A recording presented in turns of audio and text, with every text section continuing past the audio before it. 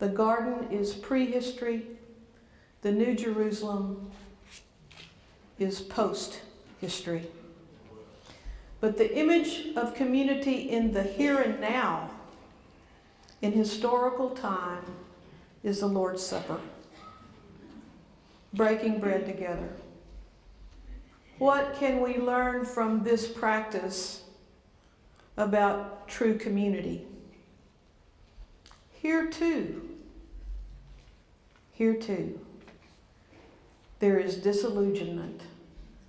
Because remember, at the original Last Supper, there was betrayal and disappointment.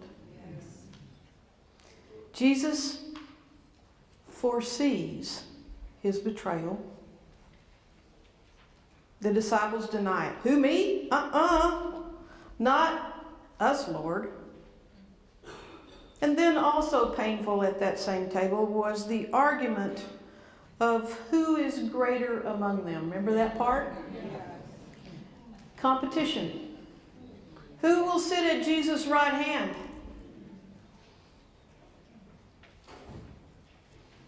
This table, the community and history falls far short of the garden or the New Jerusalem. Now here's the point. What does Jesus do? He stays at the table. Jesus doesn't leave. In our communion service, we will say more, but the short answer is that betrayal and competition are not the last word for Jesus Christ. We've talked briefly about our sacred history. And now I invite you to one more exercise, an exercise in hope. Advent calls us to prepare the way of the Lord, to prepare in hope for Christ's coming. Let's talk now about our future. I had a lay woman in my second church. Her name was Martha Stansberry.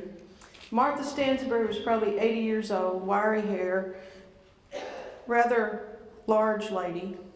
She would sit on the front row with her eyes shut in church or at the board meeting or wherever. And every time you said finance, she'd open her eyes. Every time you said mortgage, she'd open her eyes. And she was in one of my discipleship groups on prayer. And Martha opened her eyes one time and said, Pastor, we were talking about the practice of prayer. She said, what you're talking about is spiritual hygiene.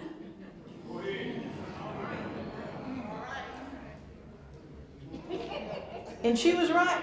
So what we're going to do here now in this practice of hope is a little spiritual hygiene.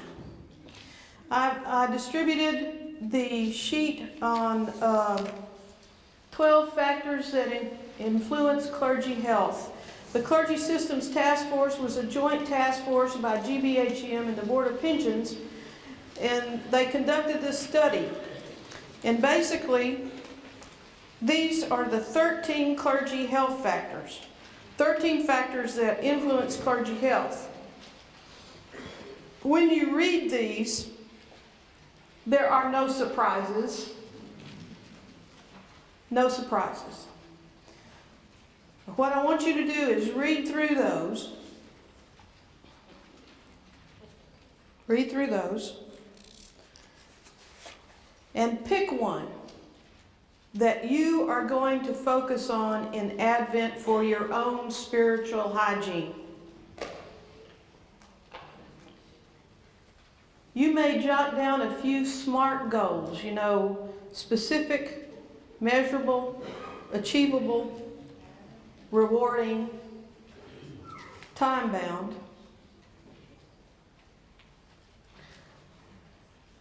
And I'll just be honest, I'm looking at this thinking, well,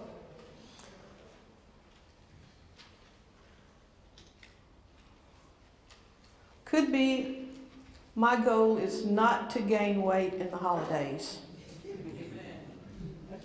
Or it could be, my goal is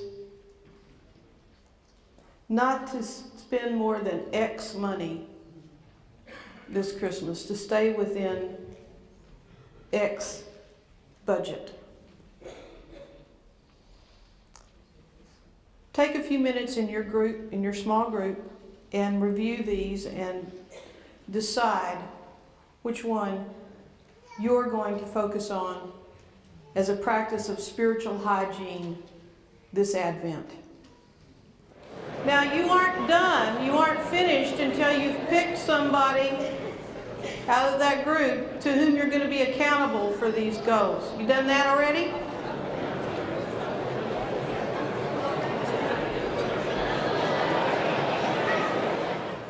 In our brief time together, we have explored the past community that shaped us. We've made goals for our future.